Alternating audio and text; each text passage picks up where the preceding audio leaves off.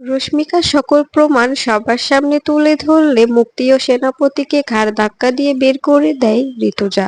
হ্যাঁ বন্ধুরা, এমনটাই দেখা যাবে। বিস্তারিত জানতে ভিডিওটিতে লাইক দিয়ে চ্যানেলটি সাবস্ক্রাইব করে দেখতে থাকুন। গল্পের শুরুতেই দেখা যাবে রশ্মিকা মুক্তি ও সেনাপতির পিছু করে সকল প্রমাণ জোগাড় করে। এরপরে কম্পাসের হাতে তুলে দিলে তখন কম্পাস বলতে থাকে, মুক্তিমাসী ও সেনাপতিকে কিছুতেই বাড়ি থেকে বের হতে দেবে না, ওদেরকে বাড়িতেই আটকে রাখো, আমি এক্ষুনি আসছি।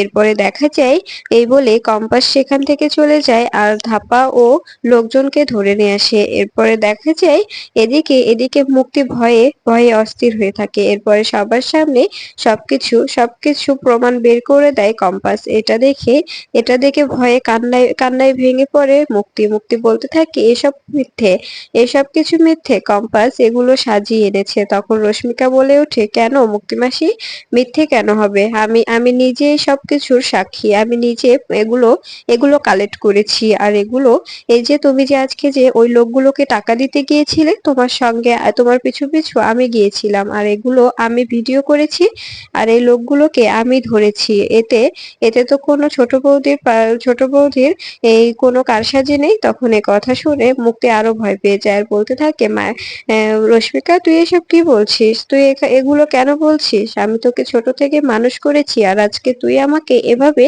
এভাবে সবার সামনে ছোট করছিস। তখন তখন দেখা যায় রশ্মিকা বলতে থাকে, তুমি তুমি যে নোংরা কাজ খেলায় মেতে উঠেছো, সেগুলোতে অবশ্যই জল ঢালতে হতো মুক্তিমাসি।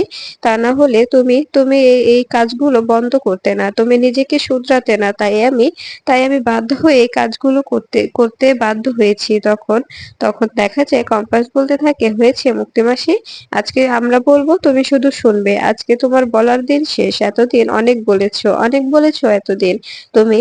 তুমি আমাদের বাড়ি থেকে বেরিয়ে গিয়েছিলে ভালো ভালো সাজার নাটক করে, তাই না? ফিরে এলে একটা একটা অ্যাটম বম নিয়ে। কারণ কারণ তুমি বাড়িতে ফিরে এমন একটা বোমা ফাটালে, সেটা দেখে সবাই হতবাক হয়ে গেল। আর আজকে আজকে নাটক করছো? তখন তখন দেখা যায় কথা শুনে মুক্তি বলতে থাকে, এসব কি বলছো কম্পাস, আমি কেন নাটক করব? তখন তখন দেখা যায় কম্পাস বলতে থাকে, এটা যে এটা যে এই যে সেনাপতি যে অখিলেশ চৌধুরীর সন্তান নয়, এটাও আমি প্রমাণ করে দেব। তখন তখন মুক্তি আরো ভয় পেয়ে যায় আর বলতে থাকে, এসব কি বলছো? ও সেনাপতি, সেনাপতি তো অখিলেশেরই সন্তান। তবে তুমি কি প্রমাণ করবে? কি প্রমাণ করার কথা বলছো? তখন তখন দেখা যায় কম্পাস বলতে থাকে, কি প্রমাণ করার কথা বলছি এটা তুমি খুব ভালো করেই জানো। তুমি তুমি ভয় পাচ্ছ মুক্তিমাসি, তার মানে তুমি যা যা বলেছো সবটাই মিথ্যে, সবকিছু মিথ্যে। তখন দেখা যায় এদিকে এদিকে মোনালিসা বারবার ভয়ে কাতরাতে থাকে আর আর দাদুকে বলতে থাকে, দাদু এখন কি হবে? বিহান তো রাগছে, বিহান যদি আমাকে রেগে বাড়ি থেকে বের করে দেয়, তখন তখন আমি কোথায় যাব? কোথায় যাব আমি? আমাকে তো আবার বাড়ি ফিরে যেতে হবে। তবে আমি বিহানের কাছে থাকবো কি করে বলো? তখন অভিজ্ঞান দত্ত বলতে থাকে, একদম ভাববে না মোনা, চুপচাপ এখানে দাঁড়িয়ে থাকো, সবকিছু সামলানোর দায়িত্ব আমার। তোমাকে সব যেটা জিজ্ঞেস করবে তুমি শুধু বলবে, আমি তোমাকে ভালোবেসে তোমাকে পাওয়ার লোভে মুক্তিমাসি আমাকে যেটা যেটা করতে বলেছে আমি ঠিক সেটাই করেছি। এর বাইরে আমি কিছু জানি না। বিশ্বাস করো, আমি জানতাম না যে এসব কিছু মুক্তিমাসির করা। আর এই কথাটাই বলবে, এর বেশি আর কোনো কথা বলবে না, বাকিটা আমি দেখে নেব। তখন তখন মোনালিসা বলতে থাকে, ঠিক আছে দাদু, কিন্তু কিন্তু তুমি সামনে নিও, দেখো কোনোভাবে যেন আমাকে এ বাড়ি থেকে বের হয়ে না যেতে হয়। তখন তখন দেখা যায় অভিজ্ঞান দত্ত বলতে থাকে, ঠিক আছে, তুমি একদম চিন্তা করো না। এরপরে বিহানকে কম্পাস বলতে থাকে, কি ব্যাপার বিহান স্যার, সেদিন তো অনেক বড় বড় কথা বলেছিলেন, আমি নাকি একজন বাজে মেয়ে, আমি আমি ইচ্ছে করে আপনাকে বিয়ে করেছি। আজকে কথা বলছেন না যে? আজকে কথা বলুন। কথা বলছেন না কেন? চুপ হয়ে আছেন কেন? তখন তখন দেখা যায় এই কথাটা শুনে বিহান বিহান বলতে থাকে, মুক্তিমাসি, আমি তো তোমাকে বিশ্বাস করতাম, নিজের মায়ের থেকেও তোমাকে বেশি ভালোবাসতাম, কারণ ছোট থেকে তোমার কাছে আমি মানুষ হয়েছি। আর আজকে এভাবে তুমি আমার পিঠে ছুরি মারলে, তুমি তুমি কম্পাসের সঙ্গে বিয়ে দিয়েছো, এটা কোনো অন্যায় নয়। আমি আমি কম্পাসকে পেয়ে অনেক হ্যাপি, কিন্তু কিন্তু আমি এটা ভেবে অবাক হচ্ছি, বলছি যে তুমি কি করে আমাকে এভাবে এভাবে এই একটা একটা কষ্টের মধ্যে ফেলে দিলে। তখন তখন দেখা যায় বিহান আরো বলতে থাকে, কি ব্যাপার মোনালিসা, ওখানে দাঁড়িয়ে আছো কেন, এদিকে এসো, তোমার সঙ্গে তো আমার বোঝাপড়া আছে, তুমিও তো এসবের মধ্যে ইনভলভ তাই না। তখন কম্পাস বলতে থাকে, হ্যাঁ উনি তো এই সবকিছুর নাটের গোড়া তাই না, উনিও তো এসবের মধ্যে ইনভলভ আছে, তা না হলে কি আর সেদিন রাত্রে এসে এরকম করে সিক্রেট করতে পারতো। তখন তখন দেখা যায় এ কথা শুনে বিহান বলতে থাকে, কি হলো মোনালিসা, চুপ করে দাঁড়িয়ে আছো কেন, কথা বলো। আর অভিজ্ঞান বাবু, আপনি ওকে এদিকে পাঠিয়ে দিন, এভাবে এভাবে আগলে রেখে কোনো লাভ হবে না, আজকে সব রফা দফা হবে, বাইরে পুলিশ দাঁড়িয়ে আছে। তখন তখন দেখা যায় কম্পাস বলতে থাকে, কি ব্যাপার মোনা ম্যাডাম, বিহান স্যার কি বলছে তুমি বুঝতে পারছো না, এদিকে এসো, আর যেগুলো বলা হচ্ছে সেগুলো সেগুলো ঠিকঠাক ভাবে উত্তর দাও। এরপরে দেখা যায় মোনালিসাকে বিহান বলতে থাকে, কি ব্যাপার মোনা, সেদিন রাত্রে তুমি এরকম করে সিনক্রিয়েট করেছিলে কেন, তুমিও কি এসব কিছু জানতে, আর এই সব কিছু তোমার ভালোবাসা, এটা সবটাই নাটক, আমি তো তোমার ভালোবাসা সত্যি ভেবেছিলাম, কিন্তু তুমি যে এরকম একটা নোংরা খেলায় মেতে উঠবে আমি কখনোই ভাবিনি। তখন তখন মোনালিসা বলতে থাকে, বিশ্বাস করো বিহান, মুক্তিমাসি আমাকে যেটা করতে বলেছিল আমি ঠিক সেটাই করেছি, আমাকে বলেছিল আমি যদি এটা করি তবে তবে কম্পাস তোমার জীবন থেকে সরে যাবে আর আমি তোমাকে পেয়ে যাব, এই লোভে আমি এই কাজগুলো করেছি, এছাড়া আর কিছু নয়, বিশ্বাস করো। তখন তখন দেখা যায় বিহান বলতে থাকে, কাকে বিশ্বাস করব, তোমাকে, মুক্তিমাসিকে, এই ইম্পসিবল, এটা সম্ভব নয়, অনেক অনেক বিশ্বাস করেছি, তুমি বারবার আমাকে বুঝিয়েছো, আমি বারবার তোমাকে বিশ্বাস করেছি, কিন্তু আর নয় এরপরে আর কখনো তুমি বিশ্বাসের যোগ্য হয়ে উঠতে পারবে না। তখন তখন দেখা যায় মোনালিসা বলতে থাকে, এসব কি বলছো বিহান, আমি তোমার কাছে হাত জোড় করে ক্ষমা চাইছি, বিশ্বাস করো, মুক্তিমাসির কথাতেই আমি এই কাজটা করেছি। তখন তখন দেখা যায় কম্পাস বলতে থাকে, তোর হাড়িটা ভাঙবো নাকি রে, তোর হাড়িটা ভাঙলে কিন্তু এখানে এখানে আরেকটা আরেকটা থিয়েটার তৈরি হয়ে যাবে। তখন তখন মোনালিসা বলতে থাকে, তুই কিসের হাড়ির কথা বলছিস, কি বলছিস এসব। তখন বিহান বলতে থাকে, কম্পাস তুমি মোনার ব্যাপারে কি বলতে চাইছো, বলো, সবটা বলো, আজকে সবটা সবটা বলবে তুমি। এরপরে দেখা যায় কম্পাস বলতে থাকে, সময় হলে সবটা জানতে পারবেন, এখন এখন এত কিছু জানলে তো আপনিও ভেঙে পড়বেন তাই না, কারণ আপনার তো আবার হাই প্রেশারের রোগ আছে, আপনি তো কিছু না শুনে একদম রাগান্বিত হয়ে যান, সবকিছু সবকিছু একদম ঘেঁটে ঘ করে দেন। তখন তখন তখন এই কথা শুনে বিহান রেগে যায় আর বলতে থাকে, তুমি একদম চুপ করে থাকো, তোমাকে কিছু বলতে হবে না, সবসময় সবসময় ফাজলামো, এখন কি ফাজলামোর সময়, এখন কি ফাজলামো ভালো লাগে বলো। তখন তখন দেখা যায় ঋতুজা বলতে থাকে, ওদের ওদের যা কাণ্ড, ওদের কাণ্ড দেখি তো সবসময় ফাজলামো করতে ইচ্ছে করে রে বিহান, সবসময় হাসি পায়। তখন তখন কম্পাস বলতে থাকে, এসব বাদ দিন, এখন এখন এদের দুজনকে কি করবেন এটা ভাবুন, আর মোনা ম্যামের ব্যাপারটা আমি পরে দেখছি। এরপরে মোনা বলতে থাকে, আমি আমি চলে যাব, আমি এখানে থাকবো না, দাদু তুমি আমাকে নিয়ে চলো। তখন তখন দেখা যায় এই কথা শুনে কম্পাস বলতে থাকে, কেন মোনা ম্যাডাম কোথায় যাবেন, এখনো তো অনেক খেলা বাকি, এখনই যাবেন, এখনই তো যাওয়া যাবে না, যতই চেষ্টা করুন এখান থেকে তো বেরোতে পারবেন না, আপনার কেমিস্ট্রিটাও তো আমাকে সলভ করতে হবে তাই না। তখন তখন কম্পাসের কথা শুনে মোনালিসা বলতে থাকে, তুই এসব কি বলছিস কম্পাস, কিসের কেমিস্ট্রি, কি কি সলভ করবি তুই। তখন তখন কম্পাস বলতে থাকে, কত কি সলভ করার আছে, তুমি আমাকে এই যে এভাবে ফাঁসালে যে আমি তোমার চোখটা নষ্ট করে দিয়েছি, এটা আদৌ কতটা সত্যি সেটা তো প্রমাণ করতে হবে তাই না, বিহান স্যারের সামনে তো সবকিছু প্রমাণ করতে হবে, আমি যে তোমার চোখটা নষ্ট করে দিইনি এটাও তো প্রমাণ করতে হবে, আর এটা যে তোমরাই প্ল্যান করে করেছো এটাও, এই সবকিছু তো প্রমাণ প্রয়োজন তাই না। তখন মোনালিসা বলতে থাকে, এসব কি বলছিস তুই, আমার চোখটা তো তুই নষ্ট করে দিয়েছিস, তবে এখন কেন ন্যাকামো করছিস।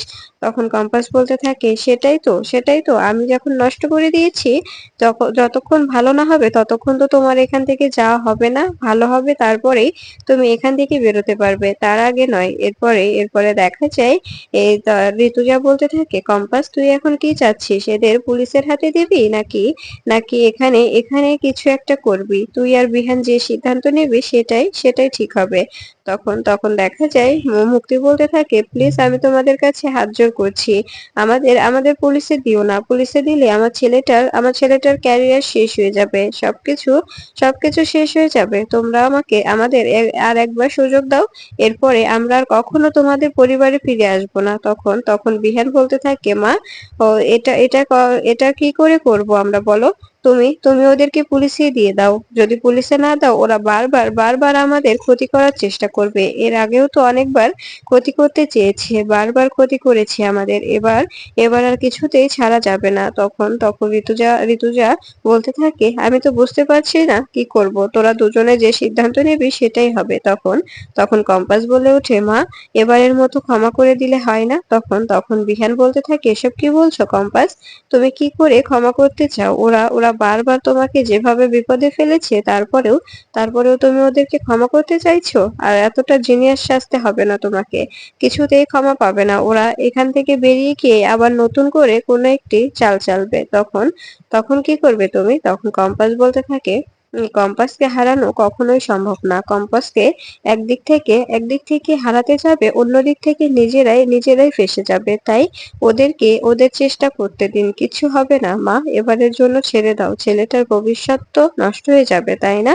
একবার যদি পুলিশ কেস নাম উঠে যায়, তবে তো ওর ভবিষ্যতে আর কখনো কিছু করার চান্সই থাকবে না। তখন তখন ঋতুজা বলতে থাকে, দেখেছিস মুক্তি, তোরা যেটা করেছিস মেয়েটার সঙ্গে, তারপরেও তোদের তোদের জন্যই, তোদের কথা ভেবেই কাজ করছে, তোদের কথা ভেবেই কথা বলছে, এই কথাটা মাথায় রাখিস, ওকে দেখে শেখ, ও তো সবসময় তোকে ক্ষমা করে এসছে, তুই বারবার ওকে যেভাবে বিপদে ফেলেছিস ও বারবার তোকে ক্ষমা করে দিয়েছে, এরপরে আর কখনো কখনো ওর সঙ্গে পাঙ্গা নিতে আসিস না। আর কম্পাস, আমি তোকে বলে দিলাম, এরপরে যদি ও আবার কোনো ভুল করে তখন কিন্তু তুই বললেও আমি আর ছাড়বো না। তখন তখন কম্পাস বলতে থাকে, ঠিক আছে মা, এবারের মতো ছেড়ে দাও। তখন তখন দেখা যায় এ কথা শুনে তখন তখন মুক্তি বলতে থাকে, ঠিক কম্পাস, আমি তোমার কাছে হাত জোড় করে ক্ষমা চাইছি, আমি আর কখনো তোমার পিছে লাগতে আসবো না, আমাকে আমাকে এবারের মতো ক্ষমা করে দাও। তখন তখন কম্পাস বলতে থাকে, ঠিক আছে। এরপরে দেখা যায় ঋতুজা সেনাপতি ও মুক্তিকে ঘাড় ধাক্কা দিয়ে বাড়ি থেকে বের করে দেয় আর বলতে থাকে, "এ বাড়ির আশেপাশে যেন তোদের দুজনকে আর কখনো না দেখি, এরপরে যদি তোদের বাড়ির আশেপাশে দেখি তবে কিন্তু ভালো হবে না, আর যদি কোনোভাবে কম্পাসের ক্ষতি করার চেষ্টা করিস তবে কিন্তু এরপরে এর ফল ভালো হবে না, এই কথাটা মাথায় রাখিস। আর মোনালিসা, এখন তুমি কি ভাবলে, এখন এখানে থাকবে নাকি বাড়ি ফিরে যাবে?" তখন কম্পাস বলতে থাকে, কেন মা, এখানেই থাক না, ওরও তো ব্যবস্থা করতে হবে, তাই না? অনেক তো জ্বালালো, এখন যতদিন চোখটা ভালো না হয় ততদিন এখানেই থাক, এর মধ্যে আমিও প্রমাণ জোগাড় করে ফেলি যে এই কাজটা কে করেছে, কার কার সাজে। তখন বিহান বলতে থাকে, তোমাকে আর কিচ্ছু প্রমাণ করতে হবে না মোনা, তুমি বাড়ি ফিরে যাও, আমি চাচ্ছি না তুমি এ বাড়িতে থাকো। তখন তখন দেখা যায় কম্পাস বলতে থাকে, প্লিজ বিহান স্যার, আপনি আপনি এভাবে এভাবে ওকে যেতে দেবেন না, ও কিন্তু বড় একটা ষড়যন্ত্র করছে, তার জন্য ওকে আমাদের চোখের সামনে রাখা দরকার। তখন তখন দেখা যায় অভিজ্ঞান দত্ত বলতে থাকে, কম্পাস, তুমি এসব কি বলছো, আমার নাতনি ষড়যন্ত্র করছে মানে? আমার নাতনি কিছু বোঝে না এসবের। তখন বিহান বলতে থাকে, হ্যাঁ, আপনার নাতনি কিছু বোঝে না, তার নমুনাই তো এই যে এটা, একটু আগে তো দেখতে পেলেন, এভাবে এভাবে ভয়ে অন্যজনের ঘাড়ে দোষটা চাপিয়ে দিল।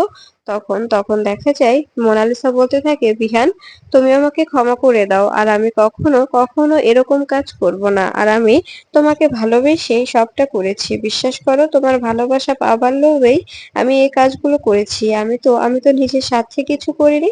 তখন তখন বিহান বলতে থাকে, তোমাকে তোমাকে এতটা ভালোবাসতে কে বলেছে মোনা, আমি তো চাইনি, আমি কি তোমার থেকে ভালোবাসা চেয়েছি?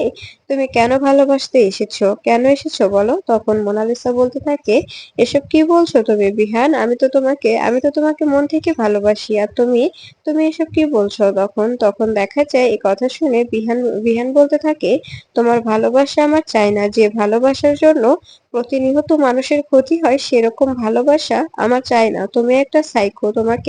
তোমাকে দেখেই মনে হয় তুমি সাইকো। কারণ তুমি যে কাজগুলো করছো সেগুলো সবটাই ক্রিমিনাল অফেন্স। সবগুলো ক্রিমিনাল অফেন্স এর সঙ্গে যুক্ত। আর আমি চাইলে কম্পাস চাইলে তোমাকে এক্ষুনি পুলিশের হাতে তুলে দিতে পারি। তাই তুমি সাবধানে থেকো। এর পরের বার যেন কোনো ভুল না হয়।